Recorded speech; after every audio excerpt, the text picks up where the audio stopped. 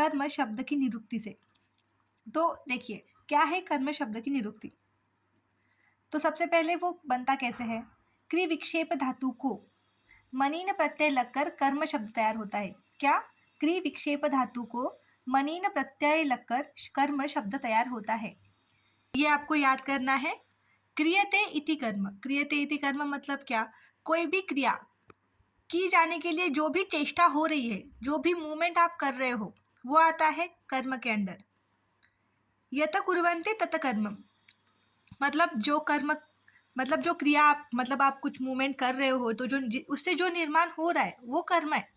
मतलब देखो आपने कुछ किया, थोड़ी सी मूवमेंट किया, आप चले, तो वो भी कर्म के अंडर ही आता है। तो अब देखते हैं कर्म की व्याख्या। मैं आपको बताऊंगी वो वाली व्याख्या, आप बस लर्न कर लेना। प्रयत्नादि कर्म चेष्टा इति उच्यते। प्रयत्न और सब प्रकार की चेष्टा ये कर्म के अंडर आता है। आपको ये इम्पॉर्टेंट है, चरक की डेफिनेशन, संयोगे च विभागे च कारणम द्रव्यम आश्रितम कर्तव्यस्य क्रियाकर्मम कर्मण न अन्यदा अपेक्षते। तो जो संयोग विभाग का कारण है और जो द्रव्य में आश्रित है, जो भी कर्म होता है वो द्रव्य में आश्रित ही होता है। कर्तव्यस्य क्रियाकर्मम कर्म न्याय कर्म अरे क्या, संयोग विभाग का कारण और जो द्रव्य का आश्रित है। तो संयोग विभाग का कारण कैसे होता है मैं आपको कर्म लक्षण में बताऊंगी। तो संयोग विभाग का कारण और जो द्रव्य में आश्रित है, मैं एक द्रव्य हूँ, जैसे कि कोई प्लांट लिया वो एक द्रव्य है। तो जो भी द्रव्य के अंदर आता है, मतलब द्रव्य में जो आश्रित होता है, देखो मैं मूवमेंट कर रही हूँ, अब मैं बात कर रही हूँ, तो मैं बात करने का कर्म कर रही हूँ, तो ये द्रव्य मैं हूँ, मेरे आश्रय से लेकर ये कर्म बैठा हुआ है। तो द्रव्यम आश्रितम कर्तव्य से क्रिया कर्मम, मतलब जो भी क्रिया हो रही है वो आती है कर्म के अंदर। तो यह है कर्म की डेफिनेशन जो आप लर्न कर सकते हैं, यही कीजिएगा चरक संहिता की। तो अब देखते हैं कर्म के लक्षण। ये बहुत इंपॉर्टेंट है, आप ये जरूर याद कर लेना, क्योंकि आता है कि कर्म की निरुक्ति लिखकर कर्म के लक्षण मेंशन कीजिए। और बहुत बार ये पूरा का पूरा टॉपिक ही पूरा का पूरा टॉपिक ही एलएक्यू के लिए आ जाता है। तो बी प्रिपेयर, इतना सा टॉपिक है, आपसे अच्छे से हो जाएगा तो 10 मार्क्स सिक्योर हो जाएंगे। तो कर्म लक्षण क्या है, एक द्रव्यम अगुणम संयोग विभागेषु अनपेक्ष कारणम इति कर्म लक्षणम। तो सबसे पहला शब्द है एक द्रव्यम। एक द्रव्यम मतलब एक द्रव्य आश्रित। अगर मैं हूँ तो देखो मैं कोई कर्म कर रही हूँ, जैसे कि अभी देखो मैं बोल रही हूँ, आपको समझा रही हूँ, तो मैं एक कर्म कर रही हूँ कि मैं आपसे बात कर रही हूँ, या देखो मैं चल रही हूँ, तो एक मैं चलने का कर्म कर रही हूँ। तो एक टाइम पे मैं एक ही कर्म कर रही हूँ। अगर मैंने कुछ भी चेंज किया तो उसमें कुछ तो चेंज वेरिएशन आ रहा है। एक तो काल बदल रहा है, एक तो स्थान बदल रहा है, एक व्यक्ति एक जगह पे एक ही कर्म कर रहा है एक जगह। तो एक कर्म मेरे में वही कर्म आश्रित है, अभी के लिए मेरे में वो कर्म आश्रित है। मैं एक द्रव्य हूँ, मुझ में वो कर्म, एक द्रव्य आश्रित का मतलब सीधे सीधे भाषा में ये है कि जो भी कर्म होता है वो एक द्रव्य में आश्रय लेता है।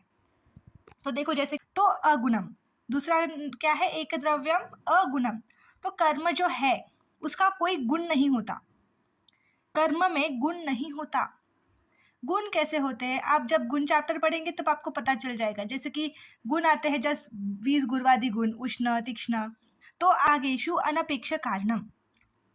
तो ये इसका मतलब देखिए, संयोग विभागेशु अनपेक्ष कारणम। अनपेक्ष का मतलब क्या है, मतलब देखो दो द्रव्य साथ में हैं, तो हमने, देखो अब एक एग्जाम्पल के तौर से लेते हैं।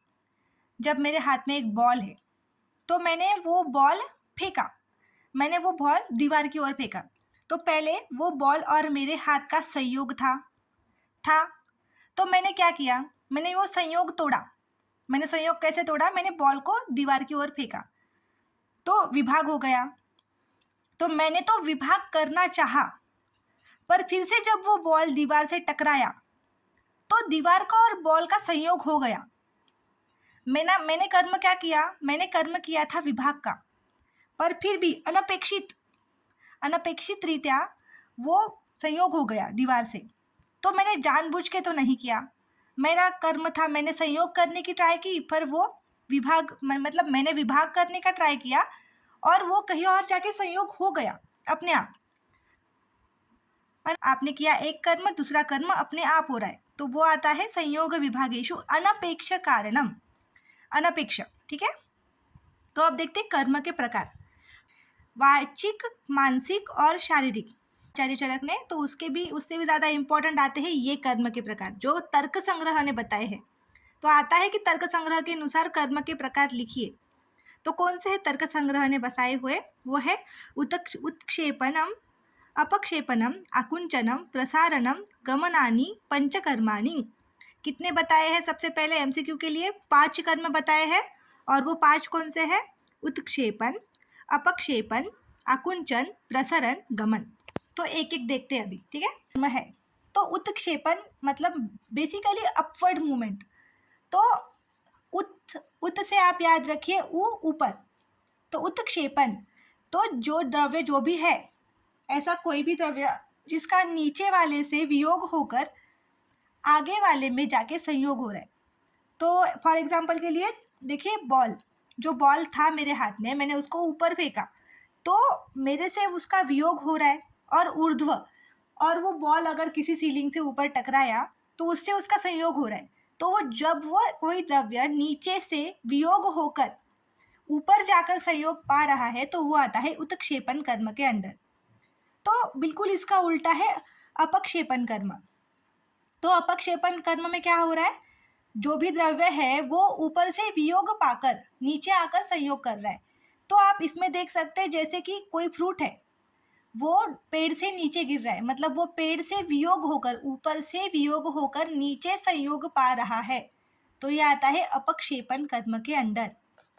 उसके बाद आता है आकुंचन कर्म। तो ये बेसिकली क्या है? आकुंचन मतलब कुछ नहीं, कॉन्ट्रैक्शन। तो कोई भी रबर होगा, रबर बैंड, जो आप उसको कॉन्ट्रैक्ट करते हो, उसको करना ही कॉन्ट्रैक्शन होता है। तो उसके बाद आता है प्रसारण कर्म। प्रसारण is exactly opposite to contraction. तो कोई रबर बैंड है जो जिसको आपने खींचा खींचा खींचा खींचा, तो वो आता है प्रसारण कर्म के अंदर, उसका आपने एक्सपांशन किया, तो वो है प्रसारण कर्म। तो उसके बाद आता है गमन कर्म। तो गमन में क्या आता है? जो अब हमने 4 अभी कर्म देखे, उत्क्षेपण, अपक्षेपण, आकुंचन, प्रसरण, उसके अलावा जो भी कर्म हो रहा है वो अंडर आता है गमन कर्म के। और इन्होंने बोला है लोकोमोशन मतलब ही कब गमन कर्म। तो अगर बाकी का जो भी बचा है हम वो अगले लेक्चर में देखते हैं। तब तक के लिए बाय बाय।